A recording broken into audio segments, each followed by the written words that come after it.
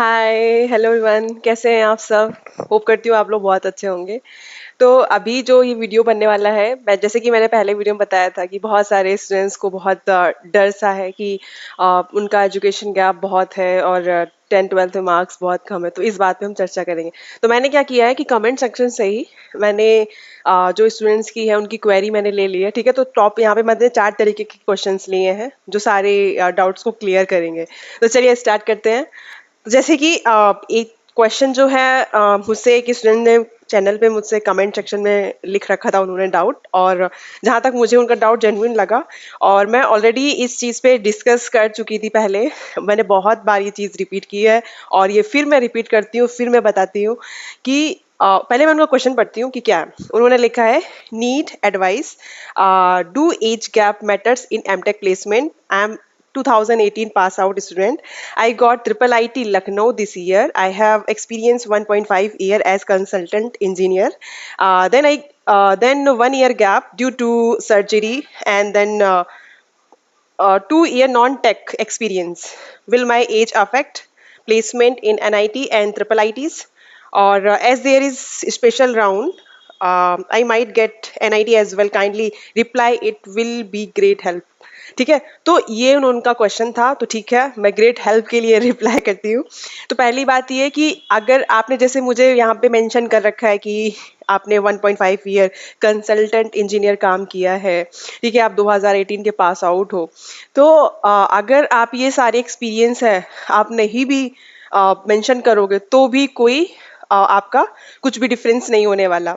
तो अगर आप 2018 पास आउट हो या फिर 2017 भी होते तो भी आप एनआईटी में एडमिशन ले सकते हो। और अगर बात यहाँ पे उन्होंने एडमिशन की नहीं कही है, बात उन्होंने कही है कि प्लेसमेंट की, मतलब उनका जो ईयर गैप है वो अफेक्ट कर रहा है क्या प्लेसमेंट को, एमटेक प्लेसमेंट को। तो कोई अफेक्ट, कुछ भी अफेक्ट नहीं करता प्लेसमेंट को। ठीक है, और जो भी आपने अभी मुझे सारे एक्सपीरियंस को बताया कि किस तरीके से आपने 1.5 साल काम किया, उसके बाद फिर आपको एक मेडिकल सर्जरी जो आपकी हुई थी, उसके बाद फिर आपने 2 इयर्स का काम किया नॉन टेक में। तो ये सारे एक्सप्लेनेशन आप इंटरव्यू के टाइम पे दे सकते हो, प्लेसमेंट के टाइम। मतलब जब आप, क्योंकि ये गैप आपका मैटर नहीं करेगा। बस आपका क्या होगा, एक गैप का कुछ एफिडेविट लगता है, मेरे टाइम पे लगा था, शायद आप लगे कि ना लगे, लेकिन गैप का एक एफिडेविट लगता है, आप बनवा सकते हो कि आपने इस ईयर पे बीटेक किया था और ये इतना गैप के बाद जो भी उसमें बन जाता है, आराम से बनता है वो। ठीक है, वो एफिडेविट लगेगा, बस एक छोटा सा ये काम है। और वहां पे जब जाएंगे तो प्लेसमेंट जो है उसमें कोई आपको कुछ भी डिफरेंस नहीं दिखेगा। प्लेसमेंट आपका जैसे एज यूजुअल स्टूडेंट का हो रहा है वैसे ही होगा। बस डिफरेंस दिखेगा तो आपकी और उनकी एज में, जो मैटर नहीं करती। ठीक है, तो अभी मेरी क्या एज है आप मुझे बता सकते हो क्या? नहीं ना। तो कोई मैटर नहीं करता कि किसकी क्या कितनी एज है। हाँ, ये मैटर करता है कि उसके पास कितना एक्सपीरियंस है और किस तरीके से पॉजिटिव वे में वो चीज़ों को ले रहे हैं। तो पहली बात ये कि कोई कुछ मैटर नहीं करता। अगर आप 2018 पास आउट हो, आप एमटेक में एडमिशन लीजिए, कोई भी एनआईटी आपको मिल रही है एसआर राउंड में, जैसे आपने मेंशन किया है एनआईटी और ट्रिपल आईटी, तो आप आराम से वहां पे जाएं, प्लेसमेंट लें। प्लेसमेंट में कुछ भी नहीं पूछेंगे। 90, मैं गारंटी देती हूँ 95% ऑफ द जो कंपनी रिक्रूटमेंट के लिए आती है वो आपसे कुछ भी नहीं पूछेंगी गैप अप के बारे में। लेकिन कुछ 5% या 6% कंपनी है जो पूछ सकती है, जैसे कि कैपजिमिनी।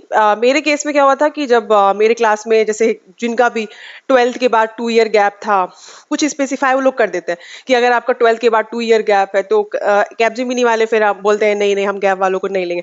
तो कुछ सर्विस बेस्ड कंपनियां हैं जो थोड़ा सा बोलती है, लेकिन आप खुद ही देख रहे हो कि जेनपैक भी एक सर्विस बेस्ड है और मैं वहां पे प्लेस्ड हूँ और मेरा भी कितना सारा गैप था। तो कुछ फर्क नहीं पड़ता कि गैप क्या था। कंपनी टू कंपनी डिपेंड करता है। ये भी हो सकता है कि कंपनी क्योंकि उनके कुछ रूल्स रेगुलेशन लॉ जो होते हैं वो वेरिएट करते करेंगे तो खुद ही आपको इन्फॉर्म कर देंगे। हाँ, लेकिन इंटरव्यू के टाइम पे ये हो सकता है कि रिज्यूमे में जैसे आप मेंशन करोगे ना ये सारी चीजें, तो जो एक रिक्रूटर होगा वो आपसे पूछेगा, इंटरव्यूअर जो होगा वो आपसे पूछेगा कि क्यों इतना गैप है। तो जैसे आपने मुझे एक्सप्लेन किया इस पे स्टेप बाय स्टेप, सेम एकदम यूज ऐसे ही आपको उनको भी एक्सप्लेन करना है। That's it. वो आपको जज नहीं करेंगे, बस वो आपसे एक पूछ रहे हैं। तो ये आपको क्लियर हो गया ना कि कोई भी दिक्कत नहीं होती प्लेसमेंट में, बिल्कुल नहीं। और खास करके जैसे अमेजोन, गूगल, माइक्रोसॉफ्ट, ये जो भी कंपनी आपके अच्छी अच्छी कंपनी आपके कॉलेज में आएंगी वो तो बिल्कुल भी ये सब चीज़ों को माइंड भी नहीं करने वाली। ठीक है, तो बिल्कुल भी टेंशन की बात नहीं है, आप आराम से जा सकते हो। अब चलते हैं दूसरे क्वेश्चन की तरफ। दूसरा क्वेश्चन जो है वो एक स्टूडेंट है, तो उन्होंने पूछा है कि डियर मैम, मेरे पास स्टेट लेवल का एससी सर्टिफिकेट है विथ डिजिटल सिग्नेचर ऑफ तहसीलदार। ठीक है, क्या ये चलेगा या सेंट्रल सर्टिफिकेट लगेगा? Please confirm and reply. तो ठीक है, तो मैं आपको ये बोलूंगी कि देखिए, सर्टिफिकेट की बात करें तो मैंने अभी तक कुछ भी ऐसा सर्टिफिकेट नहीं बनवाया है। तो इसलिए जो भी मैंने, क्योंकि मैं आपको यहाँ पे एक फॉर्मेट शेयर कर रही हूँ और वो फॉर्मेट सीसीएमटी का ही फॉर्मेट है, और सीसीएमटी अपने ही फॉर्मेट में सर्टिफिकेट एक्सेप्ट करेगी। ध्यान से सुनिए प्लीज। आप कोई भी अलग भी फॉर्मेट, कितना भी अच्छा कहीं से भी हाई लेवल का कितना भी अच्छा सर्टिफिकेट हो आप ले जाओगे तो वो नहीं है। एक ये हो सकता है कि उस टाइम पे आपको कुछ दिक्कत हो, कुछ कुछ इंस्टीट्यूट वाले उसको कुछ टाइम के लिए तो बोल देंगे कि ठीक है आप 15 दिन बाद आप इसी फॉर्मेट बनवा के देना, ये हो सकता है। लेकिन मुझे नहीं लगता कि कुछ ऐसा करेंगे, क्योंकि अब तो बहुत ज्यादा वो रेस्ट्रिक्शन हो गए हैं। पहले थोड़ा लीनियंसी थी तो लोग इतना कर देते थे, लेकिन अब मुझे नहीं लगता कि इतना लीनियंसी है। तो आप प्लीज कुछ भी रिस्क मत लो, जो भी आप आराम से जाओ और सीसीएमटी वेबसाइट में 3 लाइन कॉर्नर में दिखी होगी, वहां पे आपको फॉर्मेट मिल जाएगा, लिखा होगा कि सर्टिफिकेट फॉर्मेट। सर्टिफिकेट फॉर्मेट में क्लिक करोगे, आपको आराम से सारे, अगर आप ओबीसी के हैं तो certificate, OBC non creamy layer तो सर्टिफिकेट, एससी है तो सर्टिफिकेट, एसटी है तो सर्टिफिकेट, तो इस तरीके के सर्टिफिकेट वहां पे बने हुए हैं। तो आप वही फॉर्मेट में ही बना के विथ सिग्नेचर जो भी वो मेंशन कर रहे हैं सब करके ये आपको सबमिट करना है एट द फिजिकल रिपोर्टिंग में। और अगर ऑनलाइन डॉक्यूमेंट वेरिफिकेशन में वो मांगते हैं तो मांग, क्योंकि मुझे सर्टिफिकेट का कोई आइडिया नहीं है, मैंने अभी तक तो कोई सर्टिफिकेट इस तरीके का नहीं बनवाया, तो मुझे आइडिया नहीं है। हाँ, ये हो सकता है कि जिन्होंने बनवाया हो, आपके फ्रेंड्स हो या फिर कॉलेज में जो भी आपके फ्रेंड्स, उनसे आप पूछ सकते हो, या फिर ऐसा भी होगा कि आपके कुछ दोस्त एनआईटी में होंगे, एमटेक करने गए होंगे सीसीएमटी के थ्रू, तो उन्होंने कैसे किया था आप उनसे गाइड ले सकते हो, आप उनसे पूछ सकते हो। ठीक है, तो ये चीजें हैं। अब होप आपको मेरा आंसर मिल गया होगा, और चलिए चलते हैं थर्ड क्वेश्चन पे। थर्ड क्वेश्चन जो है बहुत इंटरेस्टिंग क्वेश्चन है, और वो मुझसे पूछा है किसी स्टूडेंट ने। उन्होंने ये पूछा है कि what are the work as a teaching assistant, can you say okay okay can you say and work pressure. तो उन्होंने ये बोला कि क्या टीचिंग असिस्टेंटशिप में किस तरीके का वर्क होता है, क्या वर्क होता है। तो मैं आपको बता दूं कि टीचिंग, जैसे ही आप एमटेक में अपियर होते हो, फर्स्ट सेमेस्टर आपको कोई काम नहीं करना है। ठीक है, फर्स्ट सेमेस्टर तो आप थोड़ा सा रिलैक्स फील करते हो और चीजें प्रोजेक्ट्स बनाते हो, ये सब करते हो। लेकिन जैसे ही आप सेकेंड सेमेस्टर आते हो, थर्ड सेमेस्टर आते हो, तो आपको धीरे धीरे वो टीचिंग असिस्टेंटशिप वाला काम, देखो टीचिंग असिस्टेंटशिप वाला जो काम है ना, वो एकदम हार्ड नहीं है जहाँ तक मैं बोलती हूँ, लेकिन लोग बहुत समझते हैं। कुछ लोग मेरे जैसे लोग जो है, मैं भी बहुत अलग ही प्राणी थी जो मैं सोचती थी कि बहुत हार्ड होता होगा, तो मैं एमटेक का जो काउंसलिंग सेशन है उस पे ही अपियर नहीं हो रही थी, सिर्फ इसकी वजह से कि मुझे कैसे मैं वहां जाऊंगी, कैसे लोगों को लोगों के सामने कैसे बोलूंगी, कैसे पढ़ाऊंगी, मुझे खुद कुछ नहीं आता, मैं लोगों को क्या पढ़ाऊंगी। तो मैं आपको एक यहाँ पे डाउट क्लियर कर देती हूँ कि अगर जो भी स्टूडेंट इस चीज को सोच के काउंसलिंग में अपियर नहीं हो रहे हैं, तो प्लीज ऐसा मत सोचिए, ऐसा कुछ भी नहीं है। आप आराम से टीचिंग असिस्टेंटशिप का जो मेन चीज है मैं आपको बताती हूँ।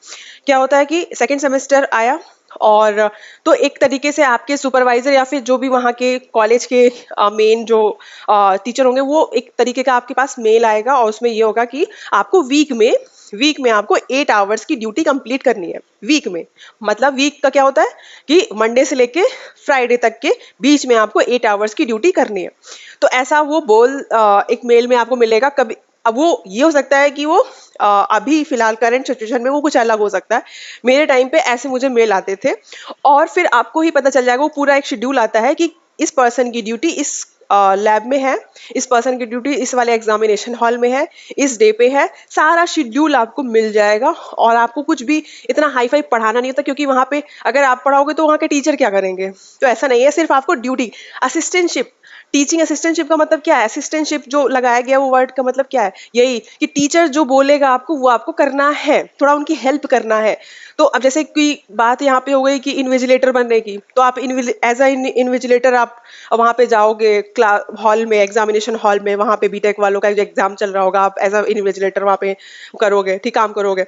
तो वो होगा, मान लो एग्जाम का जो आवर्स है वो है 2 आवर्स, तो 2 आवर्स आपकी ड्यूटी लगेगी। ठीक है। इस तरीके से आप लैब ड्यूटी लगेगी और एग्जामिनेशन वाली ड्यूटी लग सकती है आपकी। ये 2 तरीके की ड्यूटी हो गई। और ऐसा भी हो सकता है किसी किसी केस में कि एग्जाम होने के बाद जो कॉपी चेक होता है तो वो आप कॉपी चेक में आपको कॉपी चेक करना पड़ सकता है, और मार्क्स भी प्रैक्टिकल के केस में आपको मार्क्स भी देने पड़ सकते हैं, और एग्जाम के केस में आपको कॉपी चेक करके मार्क्स देने होते हैं। फिर बाद में टीचर उसको वेरीफाई करते हैं कि हाँ कितना वैलिड है, क्या है। तो वो तो बात की बात है, लेकिन टीचिंग असिस्टेंटशिप का ये काम है, लैब ड्यूटी, एग्जामिनेशन ड्यूटी, और उसके बाद फिर पेपर चेकिंग, और लैब स्कोर, लैब एग्जामिनेशन होता है उसका भी स्कोर आप देते हो स्टूडेंट्स को, बीटेक स्टूडेंट्स को। तो ये होता है टीचिंग असिस्टेंटशिप। अब फोर्थ क्वेश्चन की ओर चलते हैं। तो फोर्थ क्वेश्चन में उन्होंने पूछा है कि how much work as teaching assistant a MTech student has to do, can you say, please say. तो इन्होंने ऐसे लिखा हुआ है, तो मैं चीजें बता रही हूँ कि जैसे कि उन्होंने बोला है कि हाउ मच वर्क, तो ऑलरेडी मैंने इस क्वेश्चन में कवर अप कर दिया प्रीवियस वाले में। तो वीक में 8 आवर्स मेरे टाइम पे था, आप भी करंट सिनेरियो में चेंज भी हो सकता है, तो वो आप देख लीजिएगा, वो आप मेल आपको मिल जाएगा, उसमें सारी चीजें हैं। तो ऐसा भी है। हाँ, एक और चीज मैं आपको बता सकती हूँ कि ऐसा भी है कि ये जरूरी नहीं, जैसे मेरे कॉलेज में क्या था ना कि मान लो मेरी ड्यूटी लगी, ठीक है, किसी एग्जाम के लिए या फिर लैब के लिए, तो अब वो एग्जाम ड्यूटी तो मुझे करना ही होगा। तो ऐसा भी होता था कि मैं अपनी जगह अपने ही क्लासमेट को भेज दिया कि तुम जाके कर लो, मेरी तबीयत ठीक नहीं है, ऐसे करके। तो आप चेंज भी कर सकते हो, कि जरूरी नहीं है कि सिर्फ आप ही जाओ, आपके बिहाफ में कोई भी कर सकता है ड्यूटी, कोई भी मतलब आपके क्लासमेट्स, ठीक है। तो ऐसा भी हम लोग एक दूसरे की ड्यूटी भी करते थे। तो ऐसा भी हुआ है कि मेरे 2-3 लैब ड्यूटी जो है वो किसी और ने की है, और एग्जाम वाली ड्यूटी एक एक या 2 किसी और क्लासमेट ने की है। तो इस तरीके से आप चेंज कर सकते हो, लेकिन डिपार्टमेंट वाइज ही चेंज कर सकते हो। आई मीन जैसे कि CS IS 2 ब्रांचेस हैं, तो उनमें से आप इंटरचेंज करके, या फिर आपको क्या करना है कि उनकी ड्यूटी चेंज करनी है, मतलब उनकी जगह आपको जाना है तो आप जा सकते हो, आपकी जगह वो आना चाहे तो आ सकते हैं। तो ये कर सकते हैं, ये फ्लेक्सिबिलिटी होती है, ठीक है। तो आई होप आपको आंसर मिल गया होगा। तो फिलहाल के लिए यही। और हाँ, एक और लास्ट चीज मैं बताना चाहूंगी कि गैप वाला जो इशू था वो मैंने चीजें आपको क्लियर कर दी हैं कि ये चीजें हुई थी। और 10th और 12th की बात मैं यहाँ पे करना चाहूंगी लास्ट में, कि बहुत सारे स्टूडेंट्स हैं जो सोचते हैं कि उनका 60 है मार्क्स, मतलब आप 65 और 60% लाने के बाद आप इतना डर रहे हो, तो ऐसा नहीं है। अगर आपके मार्क्स 60 हैं, मतलब 55 के अबव है ना, तो ठीक है, कोई दिक्कत नहीं है। एमटेक, बहुत सारे स्टूडेंट्स हैं जो एमटेक के एडमिशन के लिए सोचते हैं कि अगर मेरा 10-12 में इतने कम मार्क्स है तो एमटेक में मेरा एडमिशन होगा कि नहीं, मुझे एनआईटी मिलेगा। देखो, एनआईटीज का जो क्राइटेरिया है वो होता है मोस्टली, एनआईटी का क्राइटेरिया ये होता है कि आपके 10-12 में 55 से अबव मार्क्स होने चाहिए मोस्टली, ठीक है। क्योंकि मतलब 55 तो रखते हैं, लेकिन अगर आपका 55 से भी लेस है 10th और 12th में, 55 से मतलब 50 अप्रॉक्स, या फिर आपका 48% हो गया, इस तरीके से अगर आपका परसेंटेज है, तो उसके लिए भी गेट एग्जाम तो अलाउ कर देता है, लेकिन कुछ एनआईटीज आईआईटीज नहीं करती, उनका क्राइटेरिया परसेंटेज का भी क्राइटेरिया होता है। तो आपको उस केस में फिर एक ही इंस्टीट्यूट है जो एक्सेप्ट करते हैं आपको इस परसेंटेज पे, वो है IISc बैंगलोर। तो आपको अगर आपका बहुत कम 10-12 में मार्क्स है, तो फिर आप IISc बैंगलोर जाने के लिए, हाई से हाई रैंक लाने के लिए मेहनत कीजिए। आपको टॉप, क्योंकि IISc बैंगलोर आपको पता ही है टॉप कॉलेज है, तो वहां पे आप जा सकते हो। तो ये मेरा मेन मोटो था अभी ये सारी चीजें क्लियर अप करने का, ठीक है। तो आई होप आपको मेरे आंसर मिल गए होंगे, मैंने जहां तक होगा अपने हिसाब से आपको क्लियर किया होगा इस चीज के रिगार्डिंग। आपकी इशू जो थे, प्रॉब्लम जो था, उसको उसको थोड़ा सा सॉल्यूशन देने की कोशिश की है। तो आई होप आपको ये चीज़ें पसंद आई हो। तो वीडियो पसंद आया ज़रूर लाइक करिएगा, और इस तरीके के जो भी आपके मन में क्वेश्चंस होते हैं प्लीज़ कमेंट बॉक्स में कीजिएगा। मुझे लगेगा कि ये कमेंट बहुत अच्छा है, मुझे एक्सप्लेन करना चाहिए, बहुत सारे स्टूडेंट के अंदर ये चीज़ें ये क्वेश्चन चल रहा होगा, तो मैं बिल्कुल आंसर करूंगी इस वीडियो में, ठीक है। तो चलती हूँ मैं, नेक्स्ट वीडियो में बहुत जल्द मिलेंगे, तब तक के लिए नमस्ते, और अपना ध्यान रखिएगा, ठीक है। Bye bye.